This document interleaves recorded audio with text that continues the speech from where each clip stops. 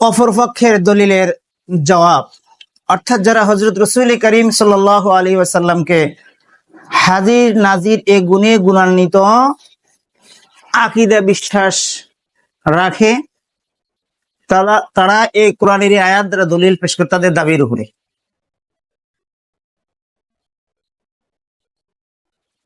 আউযু বিল্লাহি মিনাশ শাইতানির রাজীম, বিসমিল্লাহির রহমানির রহিম। ইয়া আইয়ুহান নাবিয়্যু ইন্না আরসালনাকা শাহিদান ওয়া মুবাশশিরান ওয়া নাযীরা ওয়া দা'iয়ান ইলাল্লাহি বিইذনিহি ওয়া সিরাজাম মুনীরা।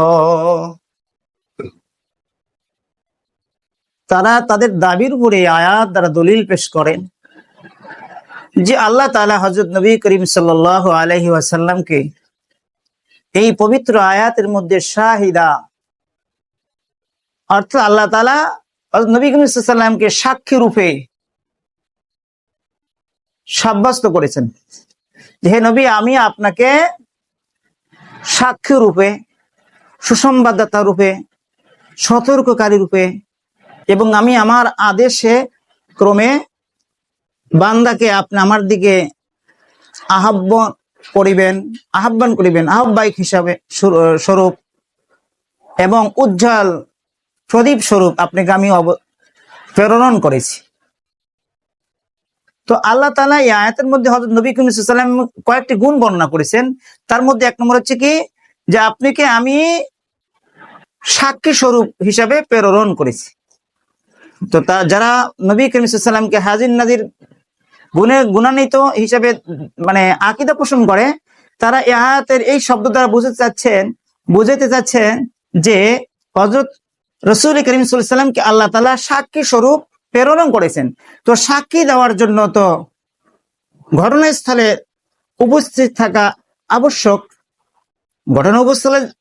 ঘটনাস্থলে যদি উপস্থিত না থাকে সাক্ষী দিবে কি করে? তাহলে বোঝা যাচ্ছে আল্লাহ তাআলা নবী করিম সাল্লাল্লাহু আলাইহি ওয়াসাল্লামকে উম্মতের সাক্ষী স্বরূপ হিসেবে প্রেরণ করেছেন। তাহলে উম্মতের আমলের সাক্ষী দেওয়ার জন্য সর্ব জায়গায় রাসূল করিম সাল্লাল্লাহু আলাইহি ওয়াসাল্লামকে বিরাজমান থাকতে হবে, উপস্থিত থাকতে হবে, নাহলে সাক্ষী দেবে কি করে? এটা হচ্ছে তাদের দাবি, মাত দলিল। তারা আরেকটা আয়াত দ্বারা তাদের দাবির উপর দলিল পেশ করেন। আউযু বিল্লাহি মিনাশ শাইতানির রাজীম। وَكَذَلِكَ جَعَلْنَاكُمْ أُمَّةً وَسَطًا لِتَكُونُوا شُهَدَاءَ عَلَى النَّاسِ وَيَكُونَ الرَّسُولُ عَلَيْكُمْ شَهِيدًا। আল্লাহ তাআলা পবিত্র আয়াতের মধ্যে বর্ণনা করেন যে হে উম্মতি মুহাম্মাদি, আমি তোমাদেরকে মধ্যম পন্থার উম্মত হিসাবে সাব্যস্ত করেছি, যেন তোমরা মানব জাতির জন্য সাক্ষী হিসাবে সাব্যস্ত হও, সাক্ষী দিতে পারো, এবং তোমাদের রাসূল হযরত রাসূল করিম সাল্লাল্লাহু আলাইহি ওয়াসাল্লামকে আমি তোমাদের জন্য সাক্ষী স্বরূপ হিসাবে প্রেরণ করেছি, সাব্যস্ত করেছি। তো এই আয়াতের ব্যাখ্যায় হাদিসের কিতাবে ঘটনা বর্ণনা হয়েছে যে কিয়ামতের ময়দানে পূর্বকার উম্মতের নবীগণের উম্মতগণ আল্লাহ তাআলার কাছে অভিযোগ করবে, আল্লাহ গো, আমাদের সামনে তো আপনি নবী পাঠাননি, বা যে নবীদেরকে আপনি পাঠাইছেন তারা সঠিকভাবে আমাদের কাছে দাওয়াত, আপনার একত্ববাদের দাওয়াত, দ্বীনের দাওয়াত পৌঁছায়নি।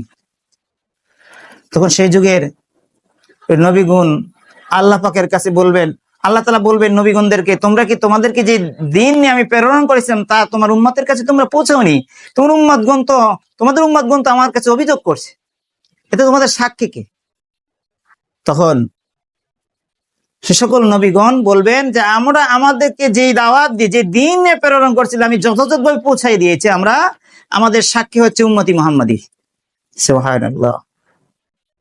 সে যুগের সে উম্মতের লোকগুলা বলবে, উম্মতি মুহাম্মাদি আমাদের জন্য সাক্ষী হয় কি করে? তারা তো আমাদের ঘটনাস্থলে উপস্থিত ছিল না, তারা তো আমাদের অনেক পরে পৃথিবীতে এসেছে। তখন আল্লাহ তাআলা উম্মতি মুহাম্মাদি বলল, তোমরা সাক্ষী কি করে দাও? তোমরা তো ঘটনাস্থলে ছিলে না। তো তখন উম্মতি মুহাম্মাদি বলবেন যে হ্যাঁ, আমরা ঘটনাস্থলে ঠিক ছিলাম না উপস্থিত, কিন্তু আমাদের গ্রহণযোগ্য মাধ্যম দ্বারা আমরা আমাদের নবী করিম সাল্লাল্লাহু আলাইহি সাল্লামের মাধ্যম দ্বারা আমরা জানতে পেরেছি। কারণ তার কাছে আমাদের নবী করিম সাল্লাল্লাহু আলাইহি সাল্লামের উপরে একটি কোরআন অবতীর্ণ করেছেন কিতাব, সেই কিতাব পড়ে পড়ে আমাদের নবী আমাদেরকে পূর্বকার নবীগণের ঘটনা শুনিয়েছেন যে তারা পুঙ্খানুপুঙ্খ দাওয়াত পৌঁছেছে, কিন্তু তার উম্মত সে দাওয়াতকে আমলে নেয়নি। নবী করিম সাল্লাল্লাহু আলাইহি সাল্লামকে আল্লাহ পাক বলবেন আপনি কিভাবে পৌঁছাইছেন? হ্যাঁ, নবী করিম সাল্লাল্লাহু আলাইহি সাল্লাম সাক্ষী দিবেন যে হ্যাঁ, পূর্বকার নবীগণ তাদের উম্মতের উপর যথাযথ দাওয়াত পৌঁছেছে, এটা আমি সাক্ষী দিচ্ছি। আমার উম্মত, রাসূল সাল্লাম বলবেন আমার উম্মত সেই ব্যাপারে সাক্ষী দিই, এদের সাক্ষী ঠিক আছে। তখন সেই সময়ের মধ্যে তো পূর্বকার নবীগণ তারা আল্লাহ পাকের সামনে তাদের এই দাবির উপরে তারা বিজয়ী লাভ করবে। আল্লাহ তাআলা তাদেরকে তাদের অভিযোগ থেকে আল্লাহ তাআলা তাদেরকে কি করবেন? বিজয়ী দিয়ে দিবেন উম্মতের। তো তারা বুঝাতে চাচ্ছেন যে যারা নবী করিম সাল্লাল্লাহু আলাইহি ওয়াসাল্লামকে হাজির নাজির মনে করেন, যে রাসূল করিম সাল্লাল্লাহু আলাইহি ওয়াসাল্লাম সাক্ষী দিবেন উম্মতের, অন্য নবীগণেরও সাক্ষী দিবেন। তো সাক্ষী দেওয়ার জন্য তো উপস্থিত থাকা শর্ত, না থাকলে ঘটনাস্থলে সাক্ষী দিবে কি করে? এই দুটি আয়াত তারা যারা নবী করিম সাল্লাল্লাহু আলাইহি ওয়াসাল্লামকে হাজির নাজির মনে করে তাদের দাবির উপরে পেশ করে। তো এই দুটি আয়াতের জবাবে আহলুস সুন্নাত ওয়াল জামাতের পক্ষ হতে জবাব হচ্ছে যে সাক্ষী দেওয়ার জন্য ঘটনাস্থলে উপস্থিত থাকা কি নয়, জরুরি নয়, আবশ্যক নয়। গ্রহণযোগ্য মাধ্যমের দ্বারা যদি জানতে পারে, বিশ্বস্ত এবং গ্রহণযোগ্য মাধ্যম দ্বারা জানিয়ে সাক্ষী দেওয়াই যথেষ্ট। যেন ঘটনাস্থলে থাকা কি নয়, শর্ত নয়। যেমন উম্মতি মুহাম্মাদি অন্য নবীগণের ব্যাপারে সাক্ষী দিবেন, নবী করিম সাল্লাল্লাহু আলাইহি ওয়াসাল্লাম সাহাবায়ে কেরামকে জানিয়ে দিয়েছেন, সাহাবায়ে কেরাম তাবিঈনকে জানায় দিয়ে, এইভাবে আমরা বিশ্বস্ত গ্রহণযোগ্য ব্যক্তির মাধ্যম দিয়ে জেনে আমরা কি করব? উম্মতি পূর্বকার উম্মতের জন্য বিপক্ষে নবীগণের পক্ষে হয়ে আমরা সাক্ষী দেব। আমরা তো ঘটনাস্থলে আমরা থাকা কি নয়, জরুরি নয়, আমরা ছিলামও না। ঠিক তেমনি ভাবে আমাদের নবী করিম সাল্লাল্লাহু আলাইহি ওয়াসাল্লাম আমাদের আমলের ব্যাপারে সাক্ষী দিবেন। নবী করিম সাল্লাল্লাহু হাদিস শরীফের মধ্যে আসছে, নবী করিম সাল্লাল্লাহু আলাইহি ওয়াসাল্লামের সামনে প্রতিদিন সকাল সন্ধ্যায় ফেরেশতারা বান্দা কি আমল করে উম্মতি মুহাম্মাদি, এটা তারা লিখে নবী করিম সাল্লাল্লাহু আলাইহি ওয়াসাল্লামের রওজা মোবারকে গিয়ে শুনানি দেয়। আর নবী করিম সাল্লাল্লাহু আলাইহি ওয়াসাল্লাম সেগুলোকে স্মরণ রাখে, আল্লাহ পাক সেইভাবে তাকে স্মরণ রাখার জন্য ব্রেন শক্তি দিয়ে দিচ্ছে। আর ফেরেশতারা গ্রহণযোগ্য মাধ্যম এই হিসাবে রাসূল সাল্লাল্লাহু আলাইহি ওয়াসাল্লামের প্রত্যেকটা জায়গায় উপস্থিত হওয়ার কি নাই, কোনো প্রয়োজন নেই। প্রয়োজন উপস্থিত ছাড়াই এই মাধ্যমে জেনে রাসূল সাল্লাল্লাহু আলাইহি ওয়াসাল্লাম উম্মতের সাক্ষী দিবে। অতএব সাক্ষী দাতার জন্য ঘটনাস্থলে উপস্থিত থাকা কি নয়, আবশ্যক নয়। তাই নবী সাল্লাম উম্মতি মুহাম্মাদির নিজের উম্মতের সাক্ষী দেওয়ার জন্য প্রত্যেকটা জায়গায় রাসূল সাল্লাম ঘুরবে, আর দেখে দেখে সাক্ষী দেওয়ার জন্য সে ঘটনাস্থলে উপস্থিত হবে।